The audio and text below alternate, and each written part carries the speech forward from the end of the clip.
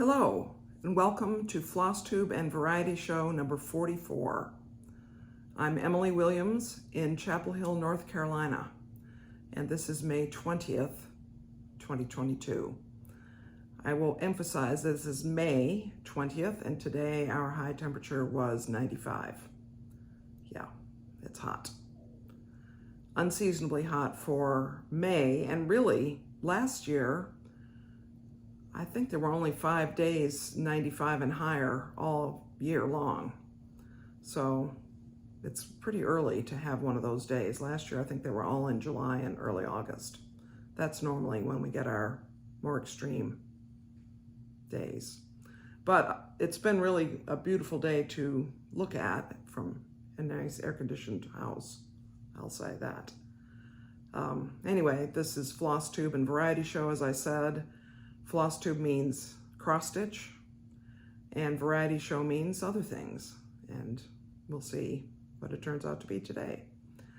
It happens that I'm pretty close to the anniversary of my first Flosstube and Variety Show, so that's kind of fun. I've been doing this a year. When I started this, I kind of thought it would be a little different. I thought that my friend Cindy and I would either do a parallel channel or we would have another series of videos on this channel that would be about our quilting business.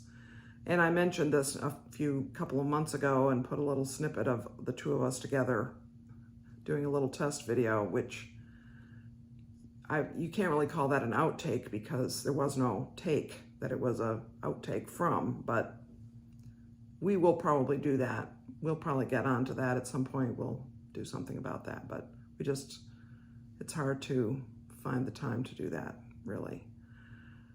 And I also thought that I would be a more systematic, I think, in the variety show part, but the variety show has been whatever is on my mind.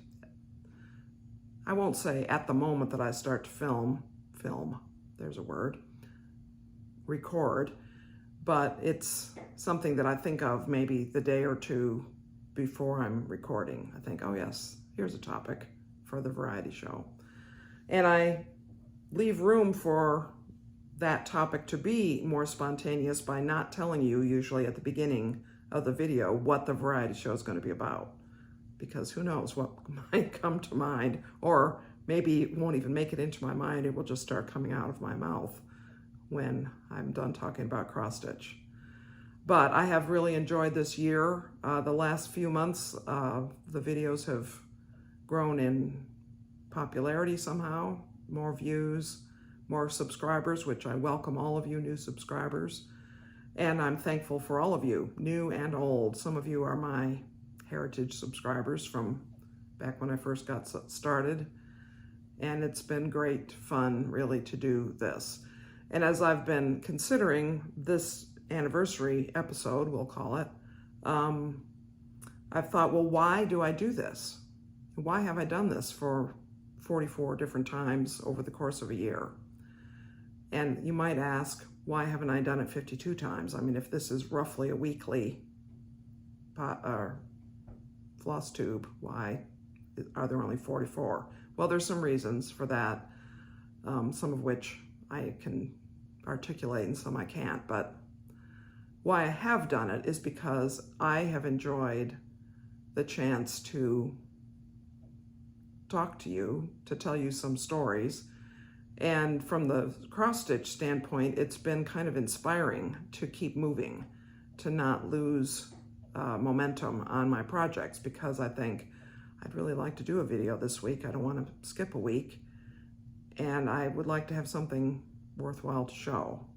And that's been inspirational. So thank you for serving as that for me, even though most of you I have never met in person, but I appreciate you anyway. Okay, let's get on to cross stitch.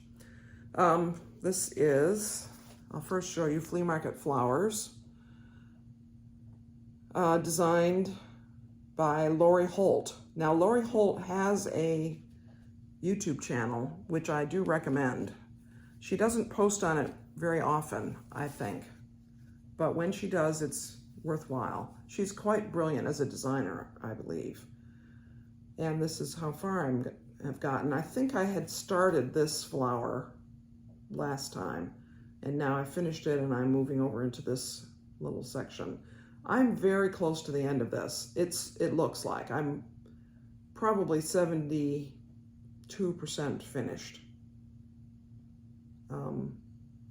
I've been tempted this week to just do nothing but this, but I think there will come a point when I will decide I'm going to just press on and finish it, but I'm not really quite there yet.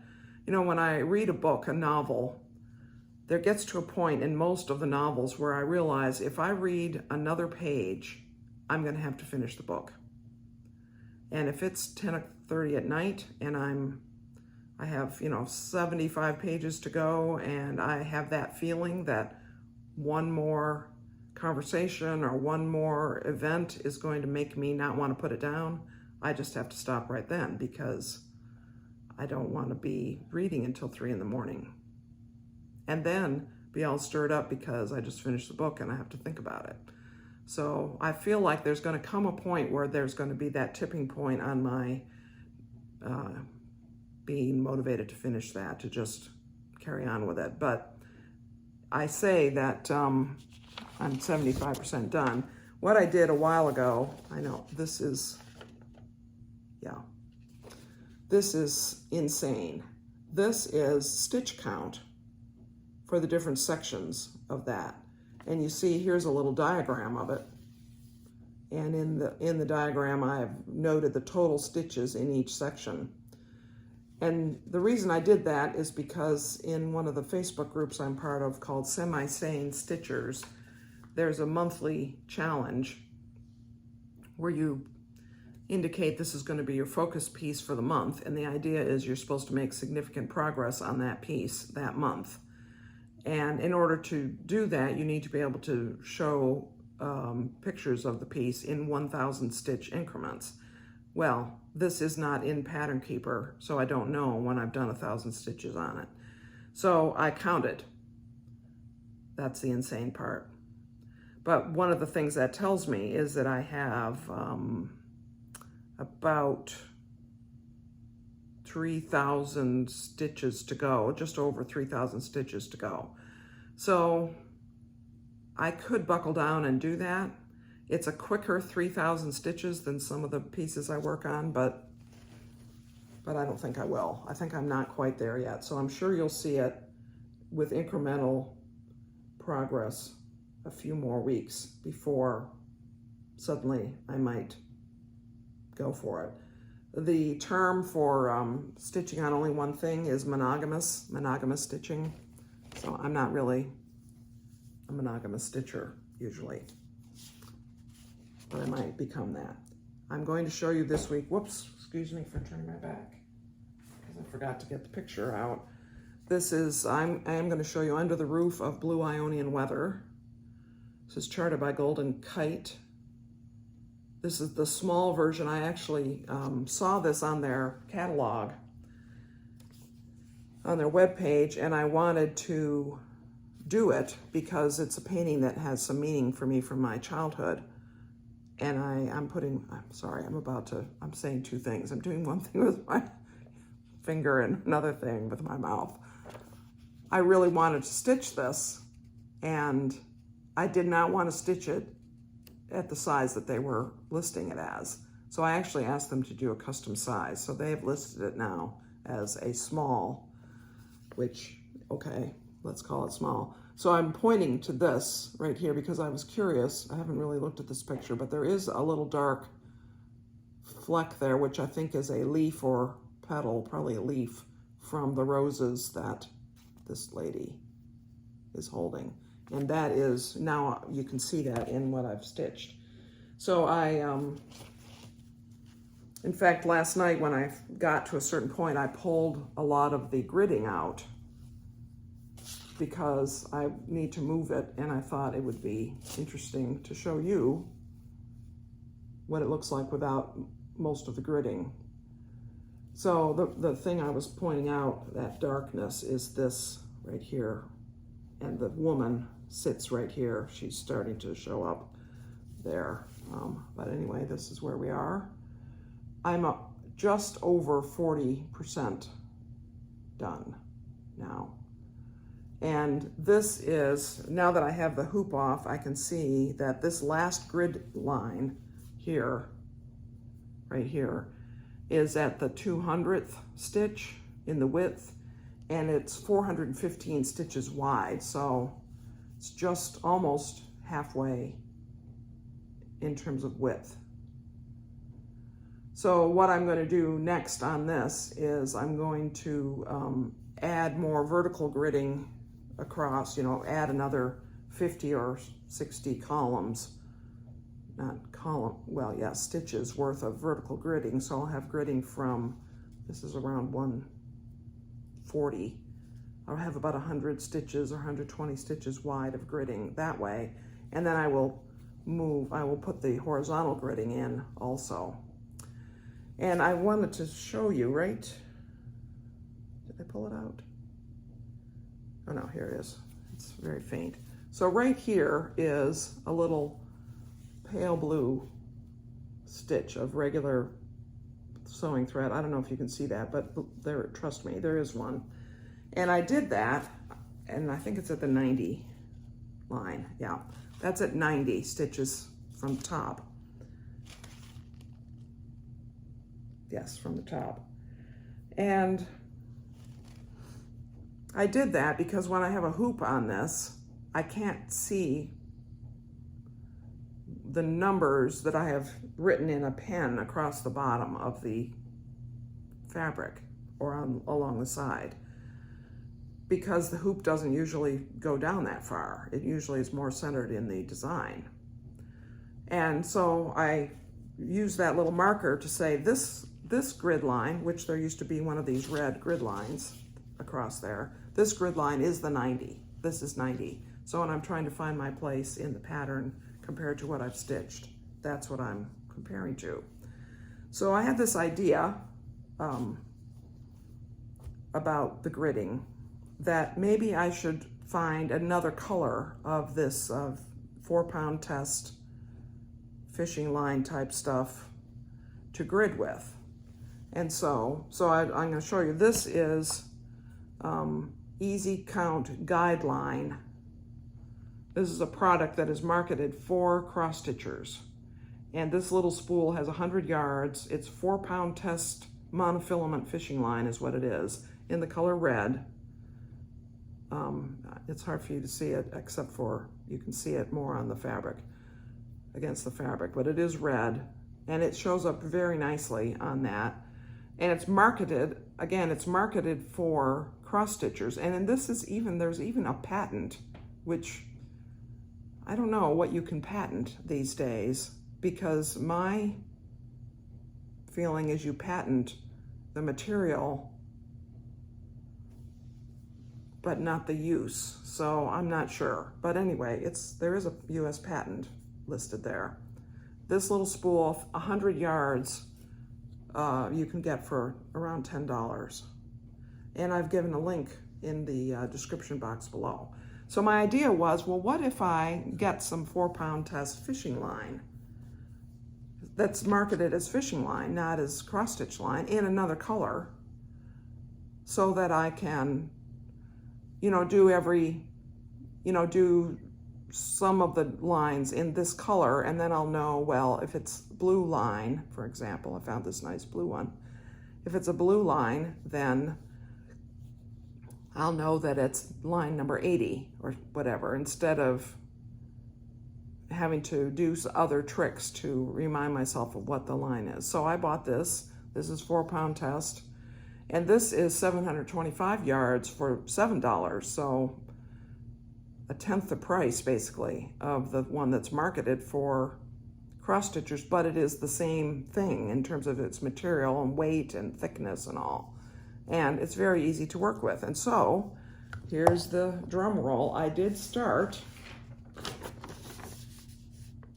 Tiger Stare Snippet by Charting Creations. But in order to start it, I had to grit it because having now worked with gridded fabric, I'm never going to go back.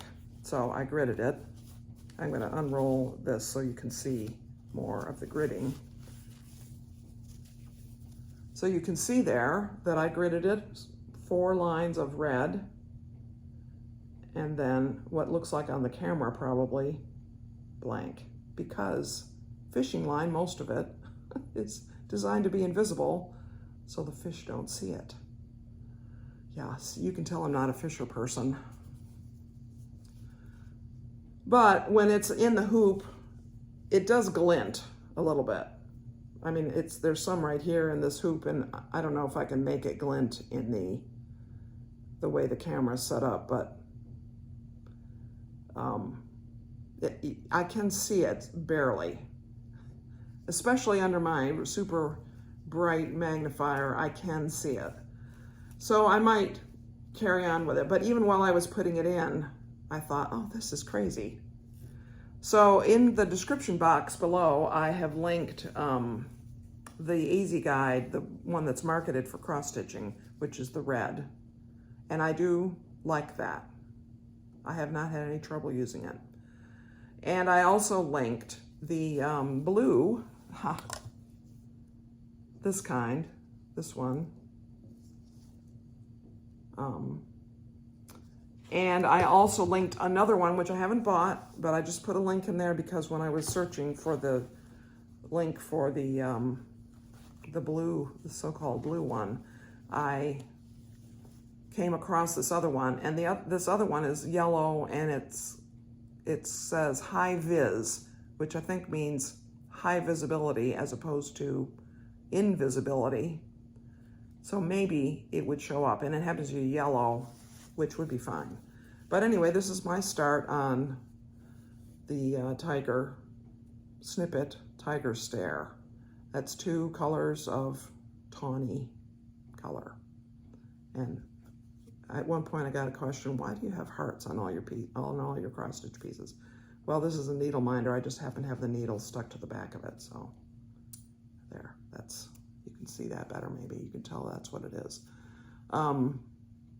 So that's my start, and that's fun. That is just over 0.5%. It's about 300 stitches, and the piece has 36,000 stitches maybe. So I'm underway, which I'm glad about. I have had it in my mind to start this for a long time. So that is the cross stitch stuff I'm going to talk about. Let me look at my notes because, yeah. Oh, one more thing I will talk about. I'm again not showing the purple sampler, which one of my viewers in particular will be interested in the fact that I'm not showing it. This is the person for whom I'm making it. But the reason I haven't is because I haven't made progress on the actual stitching, nor even the design layout, because I've been working on learning to use Mac Stitch, which is the Mac version of WinStitch. And I will say, it does come with a manual. You can download a manual, a PDF of a manual that is not a brief manual. And it seems to, on some kind of level, cover all of the features of the program. But between the manual being not necessarily written by a technical writing specialist and the program itself clearly having been developed over time as new features have been desired and then they've been added, it is hard. It's just hard to learn to use it. One of the things I was trying to do, for example, is to get a way to print out a charted thing that's about 30 stitches by 25 stitches, so not big. And I expected to be able to print it, this little charted area, on an 8.5 by 11 piece of paper. I mean, that makes sense, right? Printed, even at a pretty large size, it would be maybe 3.5 by 5. So I went to the print dialogue. A lot of things you can select there, so I did what seemed sensible, and I hit print, and 9 pieces of paper shot out of the printer, and I looked at them, and there was a cover sheet. Okay, I now realized I could have turned that off. There was a floss list, which had 2 colors of floss, even though I really thought I had only charted it in 1, but okay, that was the learning things, and I hadn't done what I expected, so that was page 2. And then there was a list of the number of stitches in each color, so one of the colors had 300 stitches, and the other color had 16 stitches, so that was the mistake part, so that was on a page. And then there was a color chart, and then there was a black and white symbols only chart. And actually 9 pages is not the right number, because each of those 2 charts, this little design of 30 by 25 stitches, roughly, was on 4 pieces of paper. Well, I didn't want to do that, so I went back into that print dialogue and I looked at the manual and tried to figure it out. And to make a long story short, it took about 2 hours for me to figure out how to print that little thing on 1 sheet of paper without all the accompanying stuff. So there's a learning curve. And a couple of other items I want to chart. One of the things this program allows is for you to put a photograph or an image behind the grid, and then you use it as a guide to do the charting that you want to do. And so a couple of items that I want to do that to, I can do. I have figured out how to do that, but I can't get them to be the size I want them. And so I think there may be a way for me to adjust the number of stitches per inch that the program thinks, but I haven't figured that out, because it doesn't work the way I expect it to work. And I'm not a slouch in learning new technical things. I'm pretty good at learning new computer programs, but I'm having trouble with this one. But I have made progress, so maybe by the time I do another video, I will have something to show. I hope so, because I want to, and I'm looking forward to moving forward on that. One more thing that I'll talk about is some knitting that I'm doing. Well, I'm not doing it yet. So we had planned, in fact, earlier this week I thought, when am I going to do a video this week? Because we were planning to be gone this weekend. And I didn't want to put on my YouTube video for all the world to hear that Emily Williams in Chapel Hill, North Carolina is going to be out of town and her house is going to be empty. So I didn't mention it last video that I might not be recording, or I might be recording at a different time. But I thought, well, I'm going to record on Thursday. And then the other thing about being gone, we were going to join some friends at the beach in a rented house there. Another thing about being gone is I can't take my operating room lights and super magnifying setup with me. So I would not be taking cross stitch. I'm not going to take my sewing machine with me, so I would not be doing any sewing or quilt making. So I was going to have to come up with some other handwork to do, and so I thought of doing knitting, because that is something that I don't need super bright light to do. And I have a lot of beautiful, beautiful yarn. So this is beautiful yarn. I wish that there were a way for videos to have touch, some sort of a kinesthetic experience, because this is so soft. So I would say it's about sock weight yarn is probably the weight of it. For those of you who are into knitting, they're 430 yards and 100 grams is how this is. And this is from Carodan Farm in Chincoteague, Virginia. And this line, this particular yarn type is called Chincoteague Colors, and it's 50% silk, 50% wash merino. So I plan to make a cowl out of it, i.e. a scarf that has no end. And I plan to do that in a, you know, a little curvy, wavy pattern. And I plan to do it with a,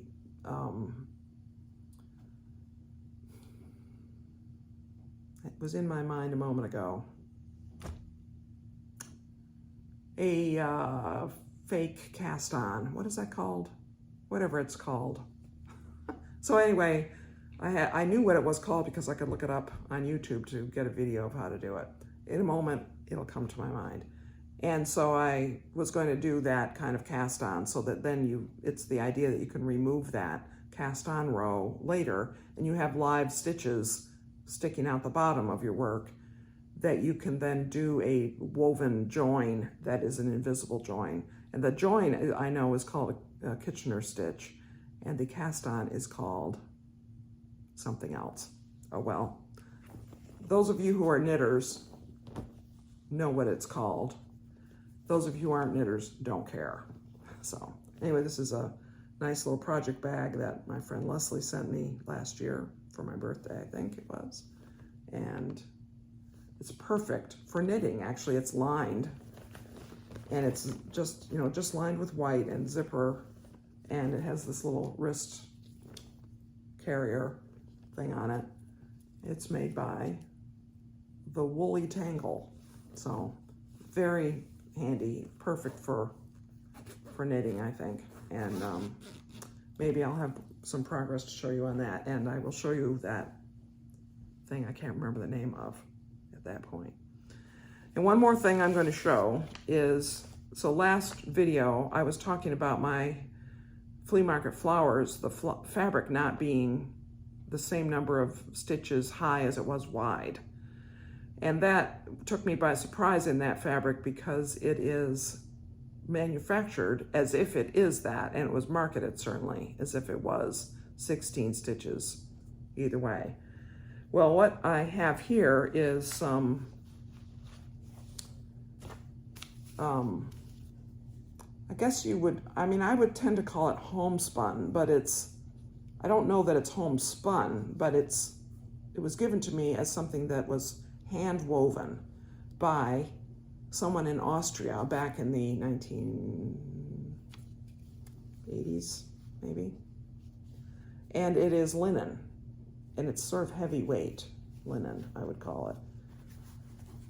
And it is not even. It's not even in it's not even weave linen. So this piece I measured is 26 this way by around 36 this way.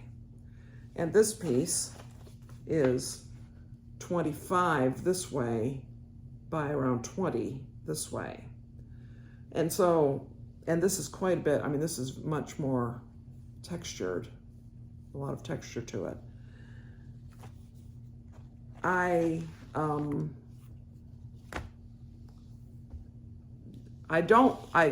would not try to do counted cross stitch design that was intended to be even at the end on a piece of fabric like this, which is a little bit of part of the problem with the Flea Market Flowers, because you expect the flowers to be round and they're more oval. But I would definitely do something that was a bunch of bands, because in a band, it wouldn't matter if it was even, because you're not comparing, your eye would not be comparing the height to the width in a band. Your brain would accept that it was a certain shape and it was just a cross, cross, cross. So I'm looking forward to thinking about what would be a good thing to stitch on these and what type of thread to use. It's quite, and you know, linen, I don't know if you felt linen. Last year I bought some linen from some online source that was it was unbleached, and it wasn't for cross stitch, it was just linen. And the idea was, in fact, it was dyed with blue, or woven with blue stripes on the edges of it, and then this unbleached grayish, ecru-ish color in the middle. And the idea was that you were supposed to make dish towels out of it. So I did. Thought that'd be fun, make dish towels and give them as part of Christmas presents. Well, I love my linen dish towel because it has a wonderful feel to it, a wonderful drape and weight. It's sort of weighty for its thickness, and it is so absorbent. It's unbelievable. And I thought I should really embroider something on one of those, and maybe I will. I haven't done that yet. I have a couple of them left that I didn't give away.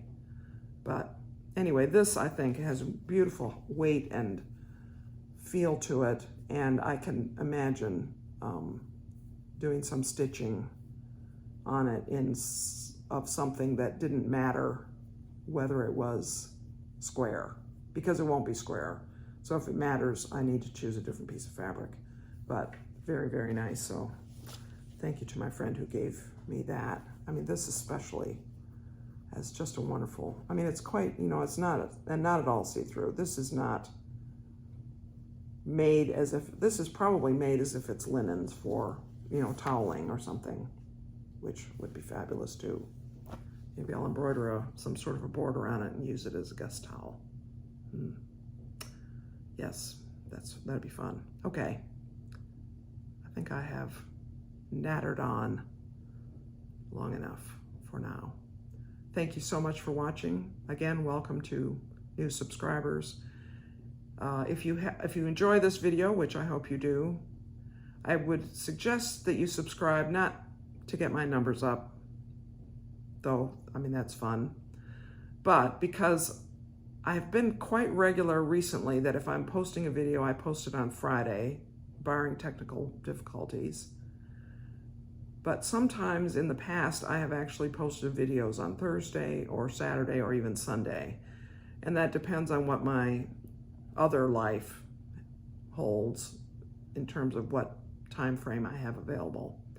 So if you were to subscribe and click the little notification bell, then you would be notified when I post a video, and then you wouldn't be surprised that you'd missed something, which hopefully you won't want to miss them.